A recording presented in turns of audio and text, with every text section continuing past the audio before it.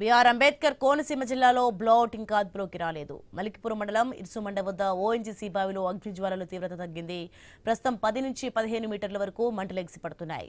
బావిలో గ్యాస్ పీడన స్థాయి క్రమంగా తగ్గుతుండటంతో ఓఎన్జీసీ చర్యలు ముమ్మరం చేసింది. క్షేత్రస్థాయిలో విపత్తుల నిర్వహణ బృందం, ఆర్సీఎంటీ సభ్యులు పనులు చేస్తున్నారు. నర్సాపురం ఓఎన్జీసీ యూనిట్ నుంచి అత్యాధునిక పరికరాలు, వాహనాలను తీసుకొచ్చారు.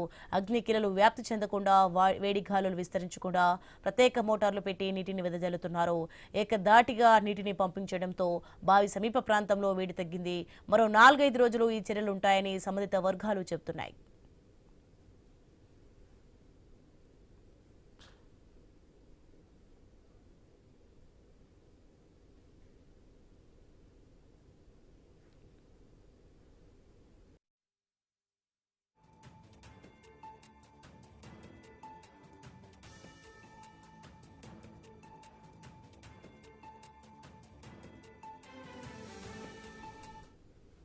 ఇక బావి నుంచి వెలువడే మంటలను ఒకేసారి నియంత్రిస్తే సాంకేతికంగా ఇబ్బందులు వచ్చే అవకాశం ఉన్నందున దశల వారీగా అదుపులోకి తీసుకువచ్చే ప్రయత్నం చేస్తున్నారు. పొలాల మీదుగా తాత్కాలిక రోడ్డు నిర్మాణం చేపట్టారు. ఈ పనులు ఇవాళ మధ్యాహ్నానికి పూర్తయ్యే అవకాశం ఉంది. తాత్కాలిక రహదారి మీదుగా భారీ వాహనాలతో మడ్ ఫిల్లింగ్ యంత్రాన్ని బావి దగ్గరకు చేర్చి లీకేజీని అరికట్టనున్నారు.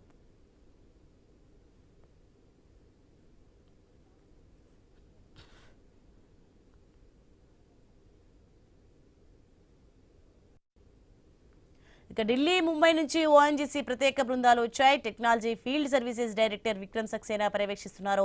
ప్రాంతీయ విపత్తుల నిర్వహణ బృందం హెడ్ శ్రీహరి పరిస్థితులను అంచనా వేసి సిబ్బందికి సూచనలు ఇస్తున్నారు. ఆయనకు పలు ప్రాంతాల్లో బ్లౌట్లను విజయవంతంగా నియంత్రించిన అనుభవం ఉందని ఓఎన్జీసీ అధికారి తెలిపారు.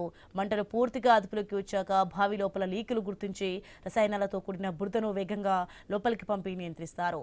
ఇందుకు 4-5 రోజులకు పైగా సమయం పట్టే అవకాశం ఉందని తెలుస్తోంది.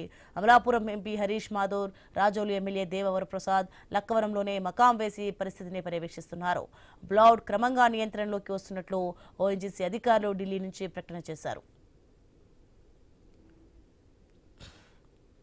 బ్లౌట్ను పూర్తిగా నియంత్రించేందుకు ఓఎన్జీసీ సంస్థ అమెరికాకు చెందిన విపత్తుల నివారణ సంస్థతో ఒప్పందం చేసుకున్నట్లు ఓఎన్జీసీ అధికారులు తెలిపారు.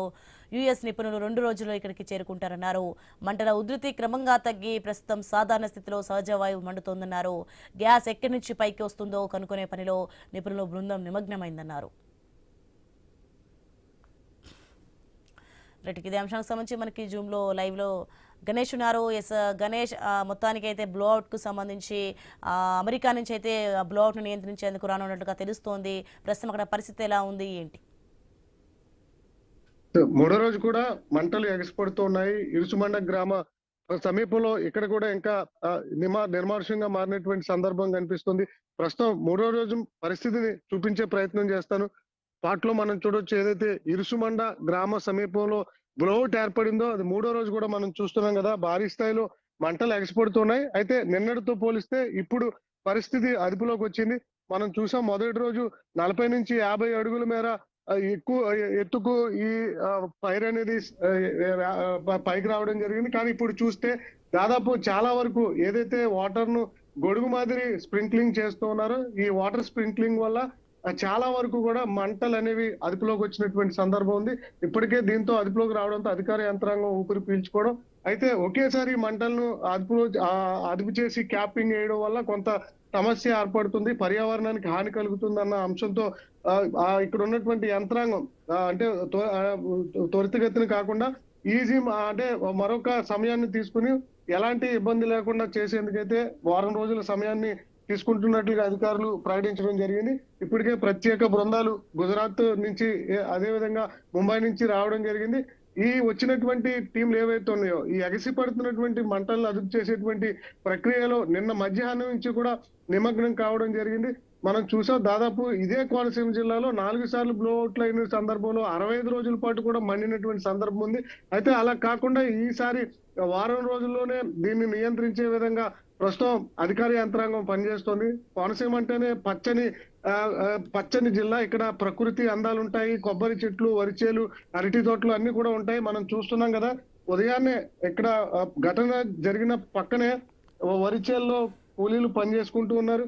ఎంత ప్రశాంతమైనటువంటి వాతావరణం ఏదైతే ఉంటుందో ఈ జిల్లాలో, ఇలాంటి జిల్లాలో ఇలాంటి ఓఎన్జీసీకి సంబంధించినటువంటి బ్లోఅవుట్లు, గ్యాస్ లీకేజీలు జిల్లా వాసులను భయభ్రాంతులకు గురి చేస్తున్నాయి.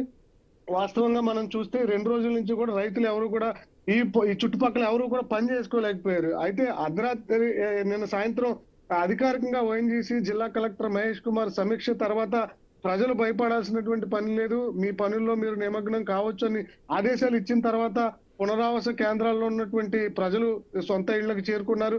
అదే విధంగా మనం చూస్తున్నాం కదా, కార్మికులు, రైతు కూలీలు అంతా కూడా ప్రస్తుతం ప్రమాద స్థల పక్కనే పొలాల్లో పనిచేసుకుంటున్నటువంటి విధానం కూడా ఉంది. అంటే సాధారణ సిచ్యువేషన్ కి వచ్చేసిందంటే మనం చెప్పొచ్చు.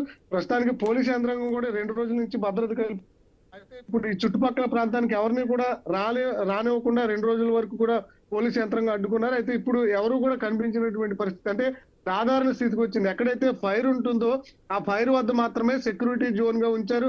ఎవరైతే రెస్క్యూ టీం ఉందో ఆ రెస్క్యూ టీం మాత్రం పనిచేస్తున్న సిబ్బంది. భయానక వాతావరణం నెలకొంది. ఏ క్షణానికి ఏం జరుగుతుందన్న భయాందోళనలో ఈ ఇరుసుమండ గ్రామ ప్రజలు, లక్కవరం, చింతలపల్లి గ్రామాల్లో ఉన్నటువంటి ప్రజలు కొంత ఆందోళనతో ఇళ్లకు రానటువంటి పరిస్థితి. ఇదే క్రమంలో ఈ 2 రోజులు ప్రజలు ఇళ్ల వద్ద లేకపోవడంతో ఒక ఇంట్లో దొంగలు పడ్డారు, ఒక ఇంట్లో ఉన్నటువంటి పశువులను ఎత్తుకెళ్లారు. ఇలాంటి సందర్భాలు కూడా ఇళ్లలో ఎవరు లేకపోవడంతో చోటు చేసుకున్నాయి. మొత్తం 600 మందిని ఈ గ్రామాల నుంచి పునరావాస కేంద్రాలకు తరలించారు. అయితే 600 మంది కూడా నిన్న సాయంత్రం అధికారులు సేఫ్ గా ఇళ్లకు వెళ్ళొచ్చు అని చెప్పిన తర్వాత వారంతా కూడా సొంత ఇళ్లకు చేరుకుని తమ నివాసాలను చూసుకున్నటువంటి సందర్భం. ఇదే క్రమంలో చోరీలకు సంబంధించినటువంటి వ్యవహారాలు బయటకు రావడం, పోలీసులకు ఫిర్యాదులు అందినటువంటి సిచ్యువేషన్ కూడా ఉంది. అయితే ఇదే క్రమంలో ఇంకా భయపడాల్సినటువంటి పని లేదని చెప్పిన తర్వాత ఎవరి పనుల్లో వారు నిమగ్నమైనటువంటి విధానం కూడా మనం చూసాం కదా. అయితే ఈ ప్రాంతానికి ఒక రోడ్డు మార్గం వేస్తూ ఉన్నారు. ఎందుకంటే ఇక్కడ భారీ వాహనాలు వెళ్ళడానికి ఏదైతే వారం రోజుల పాటు ఈ సహాయక చర్యలు జరిగిన తర్వాత క్యాపింగ్ వేసేందుకు కొంత రోడ్డు ఆటంకంగా మారింది. అందువల్ల ఈ చుట్టుపక్కల ప్రాంతాలన్నీ కూడా భారీ యంత్రాల సహాయంతో ఒక రోడ్డు మార్గాన్ని సిద్ధం చేస్తున్నారు. మరొక వారం రోజుల పాటు ఈ ఫైర్ ఇలాగే కంటిన్యూ అయ్యే అవకాశం కనిపిస్తుంది. వాస్తవంగా ఈ ఓఎన్జీసీ సంస్థ ఈ ఆయిల్ బావులు ఏవైతే ఉన్నాయో ఇది 2600 అడుగుల లోతు వరకు కూడా డ్రిల్లింగ్ చేయడం జరుగుతుంది. 2600 మీటర్ల వరకు డ్రిల్లింగ్ చేయడం జరుగుతుంది. అయితే అది అయిపోయిన తర్వాత ఏవైతే నిల్వలు పూర్తిగా అయిపోతున్నాయన్న పూర్తి దశలో ప్రైవేట్ కంపెనీలకు రీడ్రిల్లింగ్ కి అనుమతులకి ఇస్తుంది. ఇదే క్రమంలో డీప్ ఇండస్ట్రియల్ లిమిటెడ్ కి ఇచ్చినటువంటి క్రమంలో ఇక్కడ కొంత డీప్ లో అంటే భారీగా ప్రెజర్ పెట్టడంతో ఒక్కసారిగా ఆయిల్ గ్యాస్ లీకేజ్ కావడం, ఆ తర్వాత ఫైర్ అంటుకోవడం, ఇంకా 3వ రోజు కూడా అది కంటిన్యూ అవుతున్నటువంటి సిచ్యువేషన్ కనిపిస్తోంది. మనం చూస్తున్నాం కదా, నిర్విరామంగా సిబ్బంది మంటల వల్ల పక్కన కూడా ఎలాంటి ఇబ్బంది లేకుండా చర్యలు తీసుకుంటున్నారు. ఒక పక్క ఈ ఫైర్ వల్ల అక్కడ ఉన్నటువంటి కోట్లాది రూపాయల మిషనరీ దగ్ధం కావడం జరిగింది. డీప్ ఇండస్ట్రియల్ కి సంబంధించినటువంటి డ్రిల్లింగ్ వాహనం దాదాపు 130 కోట్లు ఉంటుంది అంటున్నారు. అది కూడా తగలైపోయినటువంటి సందర్భం కనిపిస్తుంది. ప్రస్తుతానికైతే ఆ చుట్టూ ఉన్నటువంటి యంత్ర సామాగ్రిని పక్కకి తీస్తున్నారు. ఆ తర్వాత ఏదైతే ఫైర్ ఉందో దాన్ని తగ్గించేందుకు ప్రయత్నం చేస్తున్నారు. ప్రస్తుతం పోలీసులు కూడా ఈ ప్రాంతానికి చేరుకుంటూ ఉన్నారు. ఇక్కడ జరుగుతున్నటువంటి సహాయక చర్యలను తెలుసుకునేటువంటి ప్రయత్నం చేస్తూ ఉన్నారు. మనం చూస్తున్నాం కదా, నిర్విరామంగా ఇక్కడ ఉన్నటువంటి సహాయక చర్యలు కొనసాగుతున్నటువంటి పరిస్థితి కనిపిస్తుంది. అంటే నిన్నటితో పోలిస్తే ఇప్పుడు వరకు చాలా వరకు అదుపులోకి వచ్చింది. ఎందుకంటే లోపల ఒక్కసారిగా ఆయిల్ గ్యాస్ రెండు కలిపి, అంటే చమురు గ్యాస్ రెండు కలిపి ఉన్నటువంటి సందర్భంలో ఒక్కొక్కసారి దట్టంగా నల్లటి పొగ అనేది వస్తుంది. ఒక్కొక్కసారి గ్యాస్ వచ్చినప్పుడు భారీగా ఫైర్ అనేది వస్తుంది. కొంతవరకు చాలా వరకు కూడా మంటల్ని అదుపులో తీసుకొచ్చినట్లుగానే చెప్పాలి. దీనివల్ల ఎలాంటి ప్రమాదం లేదని చెప్తున్నారు. కానీ చుట్టుపక్కల ఏవైతే కొబ్బరి తోటలు ఉన్నాయి మనం చూడొచ్చు, పూర్తిగా నల్లగా మాడిపోయినటువంటి సందర్భం. 2 ఎకరాల మీద ఈ ప్రభావం కనిపించింది.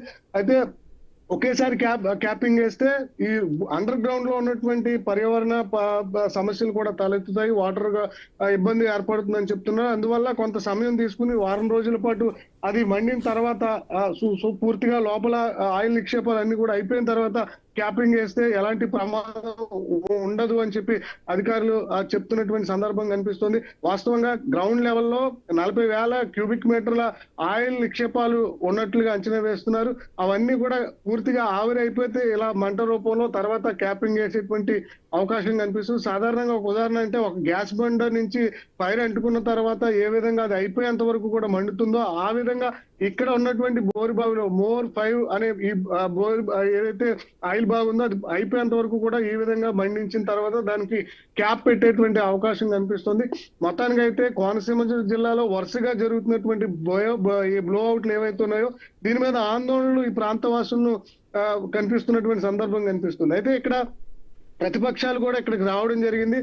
కొన్ని విమర్శలు చేస్తున్నారు. ONGC కాంట్రాక్టులు ఇచ్చేటువంటి క్రమంలో డీప్ ఇండస్ట్రియల్ ఏదైతే ఇప్పుడు నిర్లక్ష్యం వహించి ప్రమాదానికి కారణమైందో అలాంటి సంస్థల మీద విచారణ చేపట్టాలి, దర్యాప్తు జరగాలి. ఎందుకంటే దీని మీద కొన్ని ఆరోపణలు వస్తున్నాయి. ఒకప్పుడు బ్లాక్ లిస్ట్ లో ఉన్నటువంటి సంస్థలకి మళ్ళీ కాంట్రాక్ట్లు అప్పచెప్పడం వల్ల ఇలాంటి ప్రమాదాలు ప్రజలకు ప్రాణహాని కలిగించే విధంగా ఉంటాయి. నగరంలో కూడా ఇలా జరిగినటువంటి సందర్భంలో గతంలో 23 మంది చనిపోయినటువంటి సందర్భం ఉంది. అందువల్ల ఆ భయాలు ఇంకా కూడా ఈ జిల్లా వాసుల్ని వెంటాడుతూ ఉన్నాయి.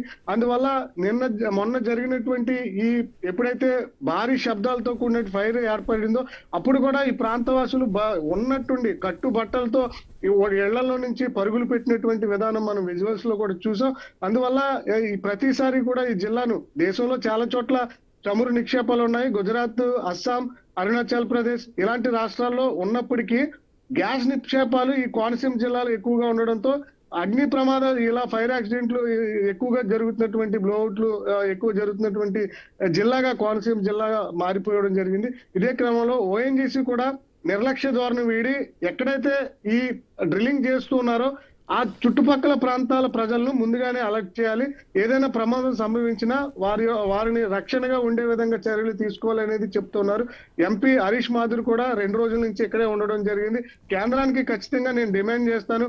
కోనసీమ జిల్లాలో ప్రతిసారి ఇలాంటి జరుగుతున్నటువంటి ఘటనలు ఈ జిల్లా వాసులను కొంత ఇబ్బందికరంగా మారాయి కాబట్టి కేంద్రం నుంచి కూడా దీని మీద పూర్తి స్థాయిలో కాంట్రాక్ట్లు ఇచ్చేటువంటి క్రమంలో ఇలా నిర్లక్ష్య కంపెనీలకు ఇవ్వద్దు అని చెప్పి డిమాండ్ చేస్తామని చెప్తున్నారు. అదేవిధంగా జిల్లాను ప్రతిసారి ఇలాంటి ఘటనలు జరగడం, అభివృద్ధి చేస్తామని చెప్పి నామమాత్రంగా తూతు మంత్రంగా చెప్పడం, ఆ తర్వాత ఘటన జరిగి మరి ఒక వారం 10 రోజుల్లో అందరూ మర్చిపోవడం ఇదే జరుగుతూ వస్తుంది తప్పి ప్రాంతాన్ని అభివృద్ధి చేసినటువంటి విధానం కనిపించట్లేదు అని చెప్పి నాయకులు కూడా చెప్తూ ఉన్నారు. ఒకవేళ మొత్తం 72 వెల్స్ ఉన్నాయి. ఇలా మనం చూస్తున్నాం కదా, ఏదైతే రీడ్రిల్లింగ్ చేస్తున్నటువంటి వెల్స్ ఉన్నాయో మొత్తం 72 సంస్థలకు ఈ డీప్ ఇండస్ట్రీల ఏదే లిమిటెడ్ ఉందో ఇది కాంట్రాక్ట్ తీసుకోవడం జరిగింది. అయితే మొదట్లోనే ఆదిలోనే ఈ పనులు చేస్తుండగా అది ఇబ్బందికరంగా గ్యాస్ లీక్ అవడం, ఫైర్ అవడం జరిగింది. అయితే ఇంకా ఎక్కడెక్కడ వెల్స్ ఉన్నాయి వాటి వివరాలు ఇవ్వాలి అని చెప్పి ఇక్కడ ఉన్నటువంటి ఎమ్మెల్యే దేవవర ప్రసాద్ తో పాటు MP హరీష్ మాథుర్ స్థానికంగా ఉన్నటువంటి నాయకులు ONGC నుంచి వివరాలు సేకరించే ప్రయత్నం చేస్తున్నారు. ఇది పూర్తయితేనే తప్పితే మిగిలినటువంటి వెల్స్ లో పని చేయడానికి వీల్లేదు. ఎందుకంటే ఇది ఎంత ఇబ్బందికరంగా మారిన తర్వాత పనులు ముందుకు వెళ్తే మేము ఒప్పుకోమనేది ఇక్కడ ఉన్నటువంటి యంత్రాంగం చెప్తుంది. మొత్తంగా అయితే 3 రోజు కొంత అదుపులో